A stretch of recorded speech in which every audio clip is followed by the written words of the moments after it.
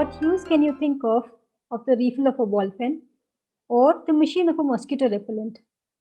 Well, the guest gracing this episode of Prerna Ke Srot had multiple ideas of how to use those refills of the ball pen into creating floodlights and designed the layout of his model of a metro railway station transport system. Welcome to Prerna Ke Srot, a platform which is dedicated and committed to feature all such beautiful, marvelous people who have become a source of inspiration to us today. The guest gracing this episode has been featured in many national newspapers and in regional newspapers as well for his hobby that he has developed, which has become a passion and a reason why so many of us should develop hobbies in our early childhood stage. He is a live example of how and why one should have hobbies and what importance they have in our lives. He turned his childhood hobby into a passion, and now that hobby is a fully functional model of Metro Railway Station of Chennai. I feel extremely fortunate that today he's decided to grace this platform of Prerna Ke Srot along with his life partner, Mrs. Cecilia. She is the wind beneath his wings, the silent supporter, the admirer, his strength, and both of them are there with us. So let's welcome Mr. Sundaram Parthasarathi and Mrs. Cecilia. So welcome to Prerna Ke Srot, ma'am and sir. I'm so happy that you guys chose to come on this platform. Thank you very much. A pleasure. So, how did this journey happen while you were still doing a job? You know, you come from a corporate background, and how did you manage this journey along with carrying out your hobby and your passion? Yeah. And this, as you said, the passion started when I was a child, maybe in the early 60s. And being a railwayman's son, we always, as a family, lived near the railway track. And so that got me going and it gave me a love for steam engines and the trains. And so those days, there were, this IT and the um, tablets and so on. So people don't get hooked to the electronic media. So we had to just play outside or go to. So I used to visit the station, railway station, to see the new trains and so on. Trains go by, and so that got me going to making cardboard models because I couldn't afford to buy models at those days because we were a large family. And so I started making cardboard models, stationary models. And then as I started going to the high school, I had to give it up because concentrate more on the studies. Right. But then when I joined Ashok Leyland in 1976, um, the company decided to send me for training to UK in 1986. So then when we were in UK for a year, that's when I realized this railway modeling was a very big hobby and very big activity in Europe and USA. So I thought that this would be a good thing for me to revive my childhood passion. And so we used to go on weekends to the secondhand shop and slowly start collecting stuff, the early trains, which I brought back with me in 1987. And I really started doing the layout in 1989 when I had an accident in the building. So I planned the whole thing. So in 89, I did a very small layout. It was 4 feet by 6 feet. And 2 years later, I expanded it to 10 feet. Okay. So it was 4 feet by 10 feet. Then, about in 2010, I said that I must get into electronics. And I made it into digital command control, which was in-thing those days. So from analog, we moved to digital. So the trains were run on digital mode. Thereafter, I started adding electronics and I started adding electrical things into, lighting up the houses, lighting up the streets and so on. Adding more electronics and electricals into the layout. Then in 2012-13, I said, why not computers? Because I read somewhere that there are a lot of stuff available in the US and in Europe for computerizing the model, railway model, one thing. So I got the system and hardware from the US. And then I started developing the system, the logic control for running the trains on computer mode. Then, though I was into the corporate world and was very busy, I used to find time during the weekends to do this, especially Sundays. And this was a kind of a stress buster. It got me away from the tension of the workplace and so on. So it allowed me to do a lot of market on the model. Then some the after I retired, when the COVID came in 2019. Before that, I must say that all his what is important, what attracted me about his modeling was that all the background was made with scrap. He would think of things like, hey, have you broken pens? Those days we used to have these ballpoint pens, and he'd take the body and The refills. and then the refills, and then he would make he made lamps with the refills, and then put tubes. Then he had there's one model of his that I like very much was his foot-over bridge, which which he used the old meat safe wire and little pieces of plywood for the steps, and then for the banisters he put the wires at the side, and then he took the old TV antenna. We used to have those TV antennas, cables for the TV antenna. He took that and he covered it, so it really looked like a Banister. Yeah, it looked like a banister. It was covered. Wonderful. With a hand on it. He used to, what amazed me was his patience, because he has very little patience with people. But with things, he's amazing, because he used to halve matchsticks to give projections on models, give projections on the Flanges on the tank. on the tank. Water tank. And then to show windows and doors, he would halve the matchsticks and stick them on top, so they really looked like real windows. So I tried doing one, and it took me half an hour, and I spoiled the whole matchstick. So he gave up. He said, "Please don't come here anymore." So I kept out of his way, but I was an admirer from afar.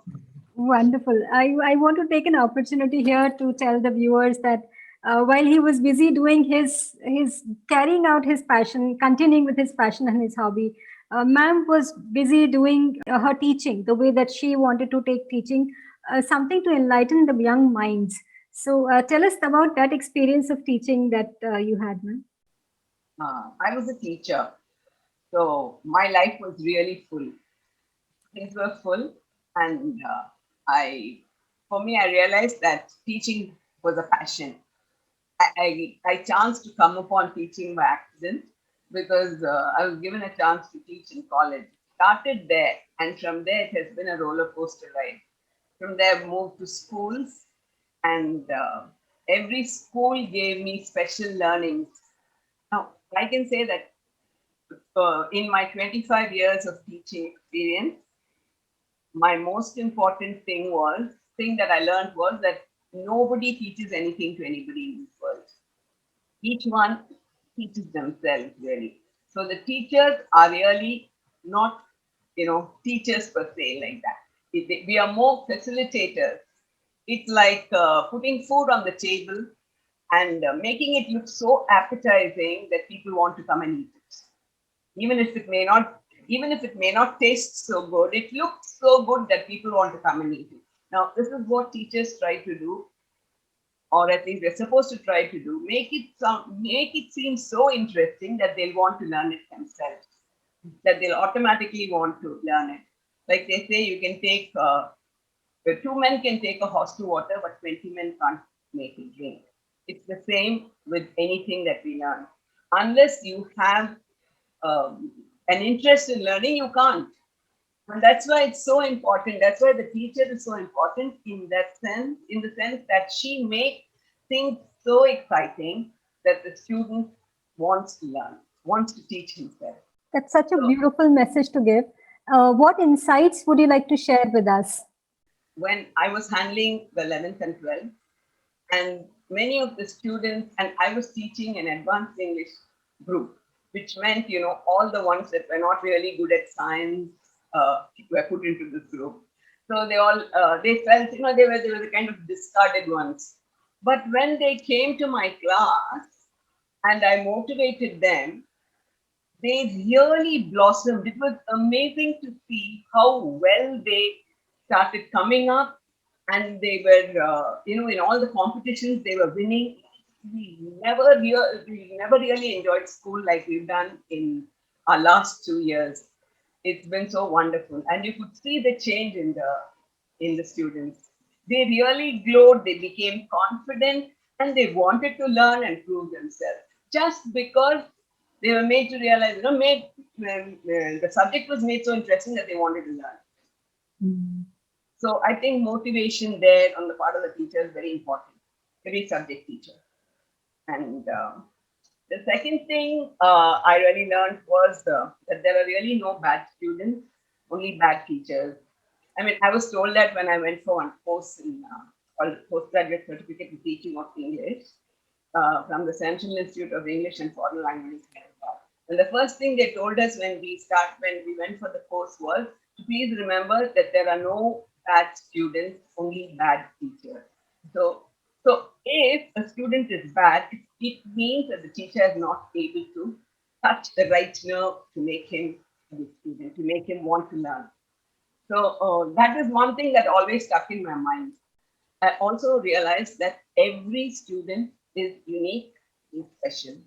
That was one learning I learned from one of the principals, and she made us realize that every child is precious, special, and very important. She's very unique, she or he. So you cannot judge one child by another. So that's how I learned to look at all my students, whether they were academically brilliant or not. As soon as I entered the class, I just told them I loved all of them. I'm going to love each and every one of them. So they're all very special and unique children, and I really love them. So that itself sets the tone of the class, when you say no. So if you have a problem, you can come straight up and tell me. There are no issues. So it was a very enjoyable uh, teaching experience. Of course, frustrating at times, but nevertheless and challenging, but all the time exciting. And it made me remain young, even though as I grew older, I became younger. Because I was growing along, as each batch came, they would have different ideas, and I was growing along with them. And that's so rightly said, because learning keeps you agile. It Yes. keeps you young at mind. And sir was also telling that it is your passion to show and flaunt the model that he's created. So tell us about that. Now you have a fully functional model at your home. Yeah, So take us through that. actually, during the COVID times, 2019, 20, even now 21, we were under complete lockdown. So I said, let me not waste time, let me do something creative. So the young kids who used to come and see my model used to say, why don't you develop the Chennai Metro Rail? So that's when I thought, instead of buying a metro train, which is very expensive, I created a metro train right from scratch. That is buying plastic sheets and cutting them, making them on sets and roof and so on. So I built the entire Chennai metro train from scratch, including the lighting and so on. And then I put elevated tracks on my existing layout. That was a challenge because I couldn't disturb my existing layout, the buildings and so on. So I built on top of the existing layout the elevated track for the Chennai metro train and created the stations and so on.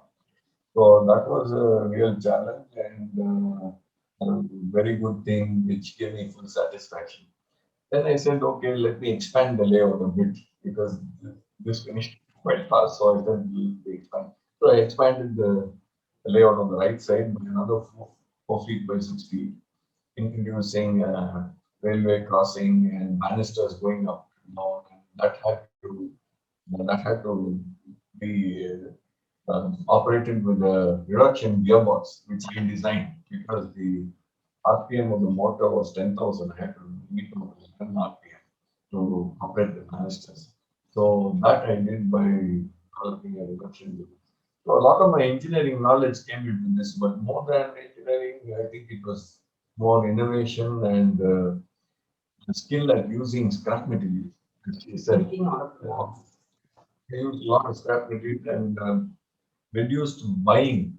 I did all with my hands, and so I didn't, like others do, I didn't buy and plonk them into it. So I think that is the highlight of your model. One, it is very low on cost. Two, you've used very innovative ways to use the waste, so that you take care of the environment also. And third, you've made it fully functional. So that's quite an attraction for the young kids and also for those hobby enthusiasts who like to develop such models and make them fully functional. So, do you have a visit, a tour that people come and watch? Usually it's during Navratri. And everybody, that's the number one attraction for Navaratri. They come for the Guru, and then after that they all go. They say, "Where's the train? Where's the train?" And then they all make a beeline to his railway model, which has he has a whole separate room for it. Oh wow, a fully dedicated room for a hobby, which is a passion, which is now a reason, a source of inspiration for all of us to have a hobby and continue it, the way that you have done it. So, so there is a Nilgiri Mountain Railway project which you did with Sterling Holiday Resorts. So, would you tell us about that? Yeah, a friend of ours said that you've done so much work which is not being portrayed, which is not being highlighted anywhere. So he was kind enough to get this exhibited or a note, article written on my model railway in Hindu Metro Plus and News Today and a few other papers. So, having seen that, Sterling Resorts called me and said that in each of their resorts they try to feature what is the in thing in the place. And so they said that why don't you feature the Nilgiri Mountain Railway in our Ooty resort in LK? I said fine, and I gave them a proposal. Then friend of mine from Mysore who saw the same article said that, can I help you in this project? I said, why not? So both of us partnered and then did this project. It was a huge mountain kind of a thing, depicting two stations in the Nilgiri Mountain Railway. The entire layout was 20 feet long and 5 feet tall and 6 feet wide, with all the features that you can see on a mountain. Like we had tunnels, then we had waterfalls, then we had so many trees and animals and houses and so on. So people who came to see it were really flabbergasted that such things could be done on a model. And this whole train which I did almost was lookalike to the Nilgiri Mountain heritage train, the so-called toy train they say. And also it was on automatic mode because I didn't want anybody to intervene.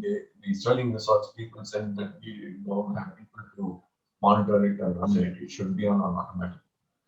So it runs on an automatic mode, stopping in two stations. So this whole project, we did it in 1 year's time. But the problem is the COVID came and so we couldn't go and install it. So we just did that this February. So it's operation. It's an operation. Mm.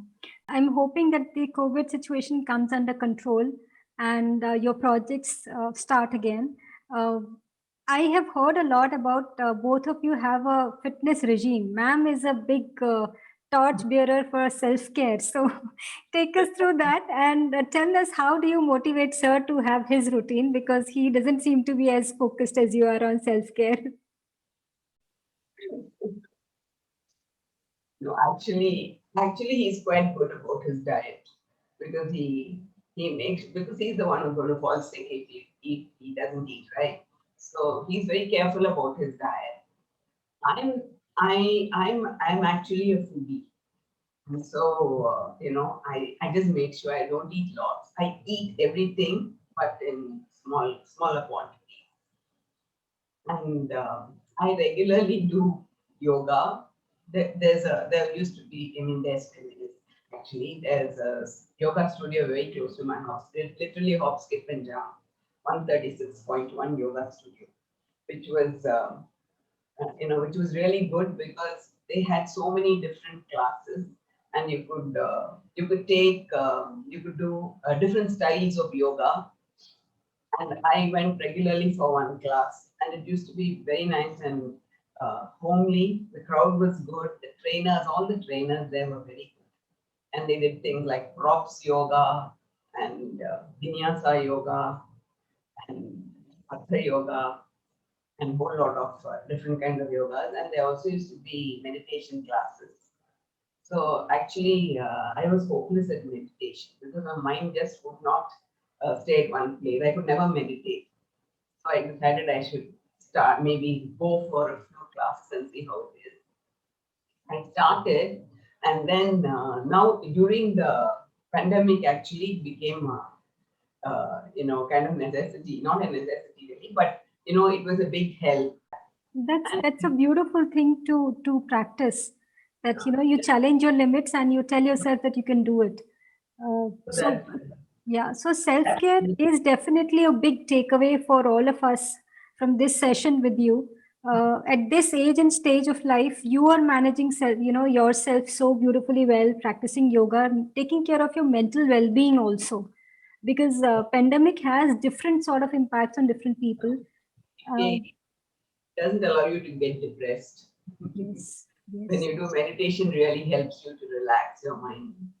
And every day, there's always so much to be thankful for in the pandemic itself.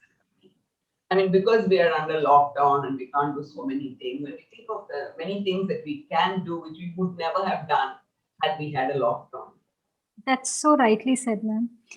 So, coming to you, what message would you like to give to the community? Yeah, it's simple. I think each one should practice an activity. They must have an activity. I'm not saying it should be model relay. I'm saying any activity, writing, poetry, writing a story, or painting, drawing, some hobby they should have, because as they grow old or when they retire, you'll feel they have so much time at their hands, and if you don't use it properly, you get depressed, and you'll sulk, and you'll best away.